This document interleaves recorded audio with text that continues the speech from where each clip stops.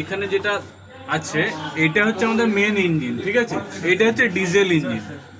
Diesel engine যার জন্য কিন্তু নাম হচ্ছে ডিজেল জেনারেটর, ঠিক আছে। তো এইটা হচ্ছে আমার ডিজেল ইঞ্জিন একটা, আর এইদিকে যেটা আছে এইটা হচ্ছে আমার অ্যাকচুয়াল জেনারেটর, ঠিক আছে। আর এইটা যেটা আছে এটা হচ্ছে ব্যাটারি, এইটা হচ্ছে এক্সাইটেশন দেবে।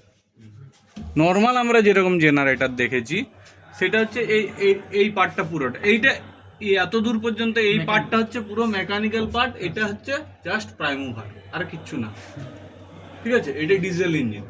আর এই পার্টটা শুধুমাত্র এইটুকু হচ্ছে জেনারেটর, ঠিক আছে। এই পার্টটাতে যা করার করছে। এই টার্মিনাল বক্সটাতে জাস্ট টার্মিনালগুলো কানেকশন করা আছে আর কিছু নাই।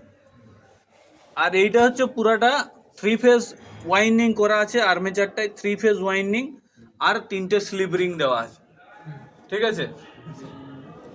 আর এখানে এটা করা আছে, বাস এটা জাস্ট ঘোরানো হচ্ছে, প্রাইম মুভারের মতো কাজ করছে। ডিজেল ইঞ্জিনটা প্রাইম মুভারের মতো ঘোরাচ্ছে ওটাকে, ওটার থেকে ইলেকট্রিসিটি জেনারেট হচ্ছে, এইটাই, ঠিক আছে। আর অল্টারনেটরে হচ্ছে একটা কি জিনিস, অল্টারনেটর হচ্ছে দু রকম হয়, একটা হচ্ছে রোটেটিং ফিল্ড টাইপ আর একটা হচ্ছে রোটেটিং আর্মেচার টাইপ। যেরকম আমরা ডিসির ক্ষেত্রে দেখেছিলাম, সব ক্ষেত্রেই দেখেছিলি কি যে রোটেটিং আর্মেচার টাইপ, সব ডিসি জেনারেটরই কিন্তু রোটেটিং আর্মেচার টাইপ, মানে আর্মেচার রোটেট করছিল। কিন্তু অল্টারনেটরে দু রকম সিস্টেম হয়, রোটেটিং ফিল্ড টাইপও হয়, রোটেটিং আর্মেচার টাইপও হয়। যেগুলো বড় বড় অল্টারনেটর, খুব বড় বড়, সেগুলোর কারেন্ট কালেকশনের অসুবিধার জন্য এই সিস্টেম করা হয়েছে।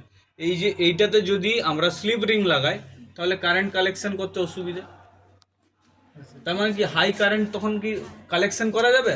স্লিপ রিং যতই হোক হাই কারেন্ট কালেকশন করা যাবে না। সেই জন্যে আমাদের ফিল্ড রোটেটিং ফিল্ড টাইপ করা হয়।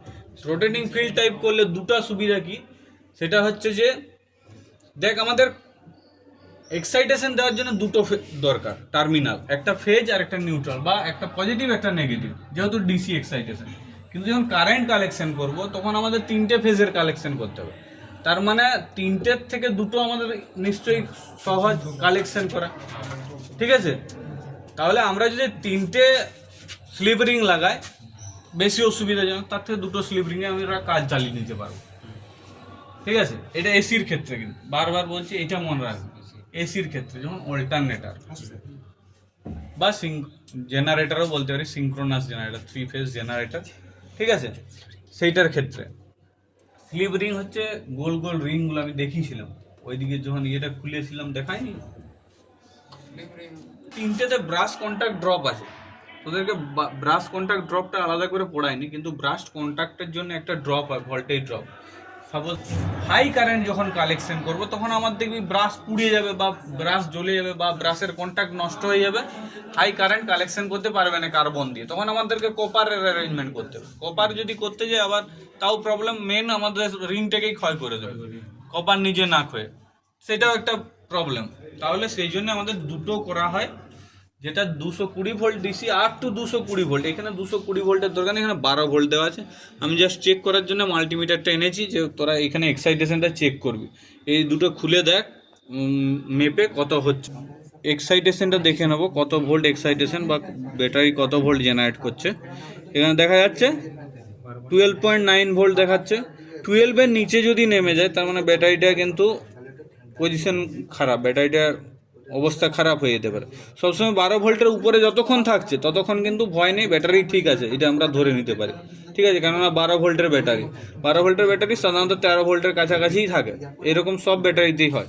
তো এখানে এক্সাইটেশনটা 13 ভোল্টের মতো 12.9 দেখাচ্ছে, 12.9 দিয়ে কিন্তু এটা চালু হয়, ঠিক আছে। প্লাস এক্সাইটেশনও দেওয়া হয়। এবার যখন এক্সাইটেশন একবার পেয়ে যাবে তখন ওই এক্সাইটেশনটা থেকে আরও বেড়ে যায় ভোল্টেজ, ঠিক আছে, এই ব্যাপারটাই হয়। এইখান থেকেই পাওয়ার যাচ্ছে, এইটা যখন স্টার্ট হবে ওখানে ফ্যানও স্টার্ট হবে, দেখতে পাচ্ছিস ওইদিকে দেখ একটা চারকোনা বক্স রয়েছে না, দেখ ফ্যানটা রয়েছে, জাস্ট ওইটা নিজের কুলিং এর জন্য শুধুমাত্র।